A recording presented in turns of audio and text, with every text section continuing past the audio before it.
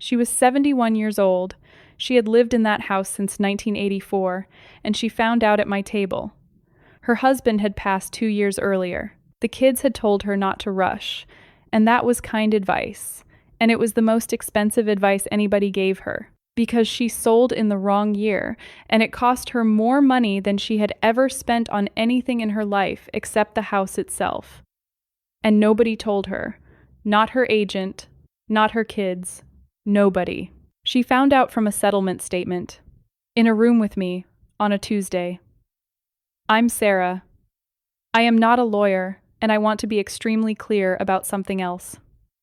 I am not a CPA either. I am not going to do your taxes on the internet, and you should be suspicious of anybody on YouTube who offers to. What I am is somebody who spent 20 years on the closing side of real estate, in title and escrow, and sat through something like 10,000 closings, which means I have watched this exact thing land on people over and over. At the moment, it was far too late to do anything about it.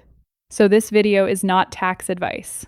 This video is me telling you what I watched happen so that you go and ask the right question of the right person before you sign anything. By the end of this, you will know the trap. You will know the version of it that hits widows the hardest. And you will know the one thing to go do this week that could be worth more than anything else on your list. Let's get into it. First, let's kill the thing I hear all the time. There's no tax when you sell your house. Everybody knows that. I need you to stop right there because that is not true. And the way it is not true is very specific, and it is aimed almost perfectly at people exactly like you. Here is what is actually true. When you sell your main home, there is an exclusion. You can generally exclude a chunk of the gain from your income. If you are single, that is generally $250,000. If you are married and filing jointly, generally $500,000. That is real. That is a genuinely good deal. And for most people selling a house they bought 8 years ago, it covers everything and they never think about it again. Now here is the part nobody says out loud.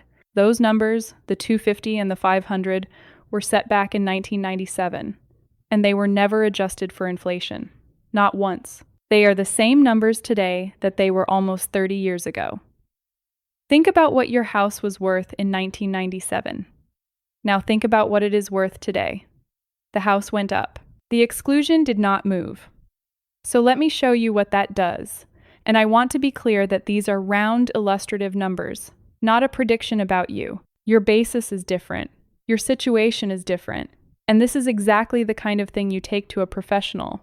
Say you bought in 1985 for $80,000. That was a real price for a real house back then. And say today it is worth $900,000. Because you live somewhere that got expensive while you were busy raising children in it. Your gain is $820,000. You are married, so you exclude $500,000 of that, which leaves $320,000 of gain sitting there, potentially taxable. You did not do anything wrong.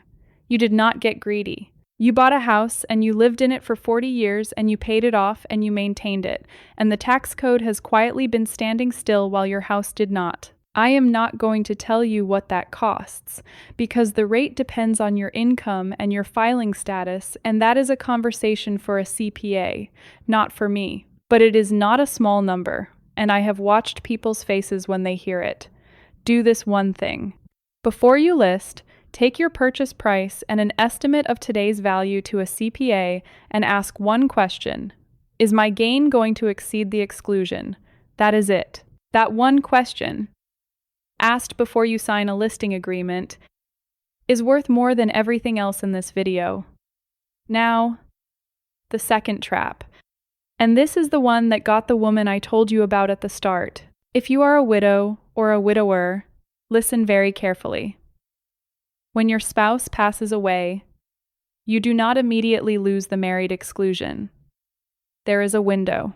Generally, a surviving spouse can still claim the full $500,000 exclusion if the home is sold within 2 years of the spouse's death, and if they have not remarried, 2 years. Sell in year 3, and generally you are back to the single exclusion, $250,000. So read what that actually means, because it is genuinely cruel. You just lost your husband of 40 years. You are grieving. Everyone who loves you is telling you the same sensible, decent, loving thing. Do not make any big decisions right now. Do not rush. Take your time. Stay in the house for a while. And that advice, which is emotionally correct, can cost you $250,000 of exclusion. The most human decision available to you is the expensive one. That is what this rule does. Nobody tells widows this. Her agent did not tell her, and honestly, I do not think her agent knew. If you have lost a spouse and you own a home you have had for a long time, please, do not let this video be the last thing you do about it. Go and talk to a CPA now, not when you feel ready to sell. Find out where you stand and how much time you actually have. You may have more room than you think. You may have less, but you need to know which. Hey, if you would rather find these things out from me than from a settlement statement, subscribe. I do this every week. Let's get right back into it. Now, I want to give you the good news, because there is some, and it matters. When a spouse dies, the home's basis usually gets what is called a step-up. In plain English, the tax code generally treats part of the house as if you had bought it at its value on the day your spouse passed, instead of what you actually paid back in 1985. And a higher basis means a smaller gain, and a smaller gain means less tax. In some states, and this depends a great deal on where you live and on whether you are in a community property state, the step-up can apply to the whole house instead of half of it, which can be an enormous difference. I am not going to guess at which one applies to you, because I would be guessing, and this is one of those places where the answer really does change from state to state. But go and ask, because a lot of people sit down at the closing table having done all their worrying with the wrong number, and the step-up quietly saved them, and nobody ever told them that either. And now the last one, and this is the most useful thing I am going to say today. Your basis is not just what you paid for the house. Capital improvements add to your basis.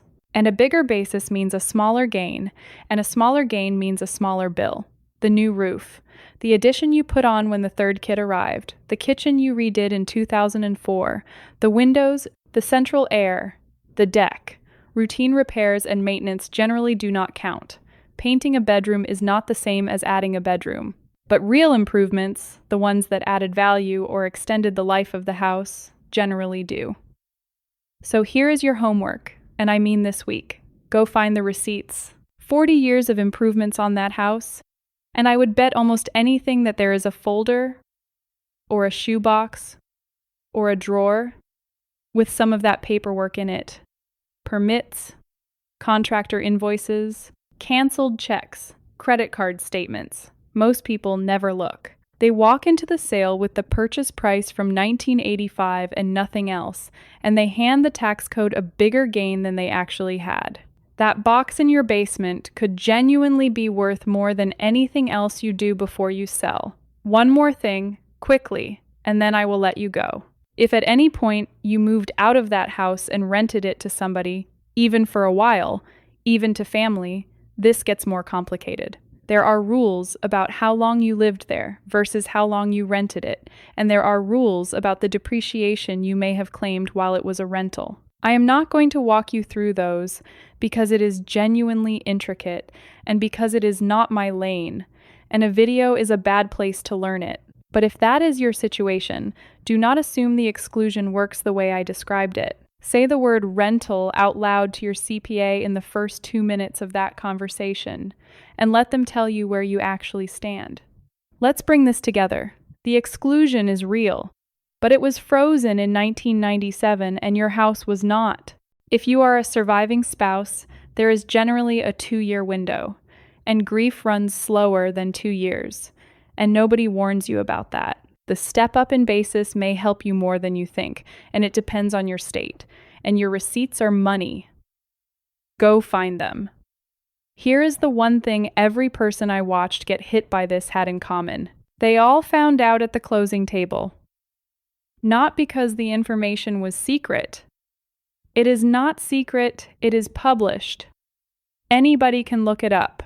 They found out at the table because the closing table is the first place in the entire process where somebody is finally required to show you the actual numbers. Everything before that is a listing price and a hope.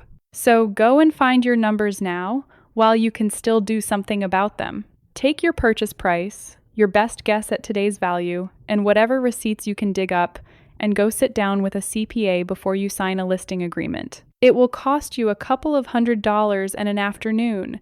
She would have paid a great deal more than that to have had that afternoon. If you want the rest of what I learned watching people sell the family home, including the 5 things that turn a downsize into a regret, I put all of it in this video right here.